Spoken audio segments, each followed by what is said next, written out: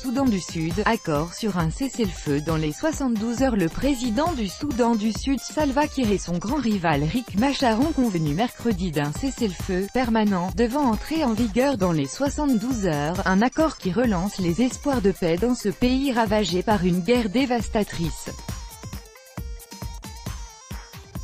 Cet accord a été scellé à l'issue d'un nouveau round de discussions entre les deux principaux protagonistes dans la capitale soudanaise Khartoum, alors que l'ONU leur avait donné jusqu'à fin juin pour parvenir à un accord politique viable, sous peine de sanctions. Toutes les parties se sont entendues sur un cessez-le-feu permanent, qui entrera en vigueur sous 72 heures, a annoncé le chef de la diplomatie soudanaise Al-Dirdiri Mohamed Ahmed.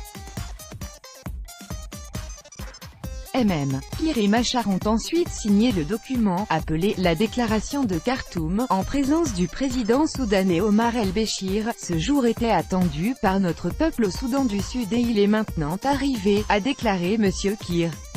Pour M. Machar, le cessez-le-feu doit préluder à la fin du conflit. Plusieurs précédents accords de cessez-le-feu ont volé en éclats, comme en 2016, l'année où Machar a fui son pays. 2 ans après avoir obtenu son indépendance du Soudan, le Soudan du Sud s'est enfoncé dans une guerre civile en 2013 quand M. Kiir a accusé son ex-vice-président, Riek Machar, de fomenter un coup d'État. Le conflit a fait des dizaines de milliers de morts et des millions de déplacés. Des centaines de milliers ont trouvé refuge au Soudan, selon l'ONU, gouvernement de transition. Les pourparlers de Khartoum ont suivi un sommet des États d'Afrique de l'Est à Addis Abeba qui s'était achevé sans percée. Nous offrons cet accord comme un cadeau au Sud-Soudanais, a déclaré M. Béchir. Réfugiés du Soudan du Sud. Copyright AFP, source en AFP. Selon la déclaration de Khartoum, dont l'AFP a obtenu une copie, les arrangements de cessez-le-feu prévoient notamment un désengagement militaire, un retrait de toutes les forces alliées, l'ouverture de couloirs humanitaires et la libération des prisonniers de guerre et des détenus politiques.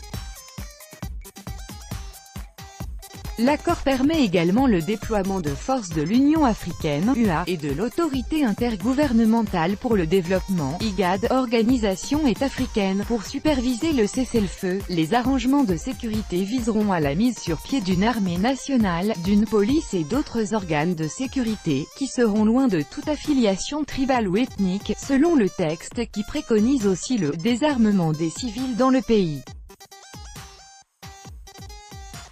Sur le plan politique, un gouvernement de transition doit être formé en 120 jours et sera appelé à gérer le pays pendant une période de 36 mois, ajoute le document.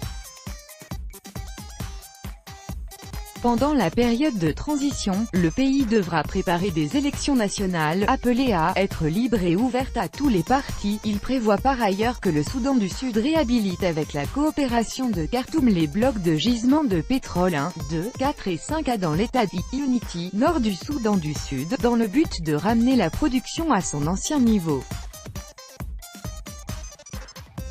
Lors de la guerre, la production de pétrole qui représentait 98% des revenus du jeune pays à son indépendance en 2011, a chuté à environ 120 000 barils par jour contre 350 000 avant le conflit, selon la Banque mondiale. Toutes les pourparlers de Khartoum entre les deux rivaux ont duré 3 jours.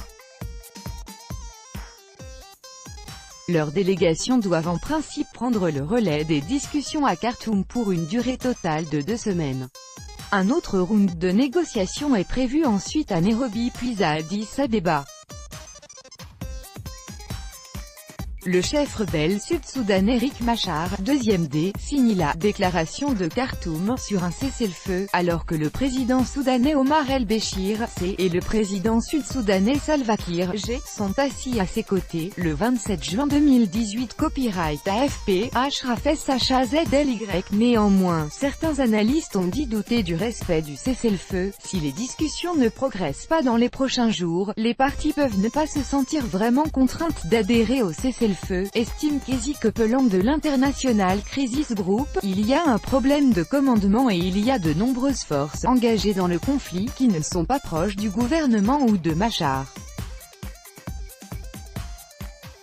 Et même si une trêve est appliquée, cela ne réduira qu'une partie de la violence, ajoute-t-elle.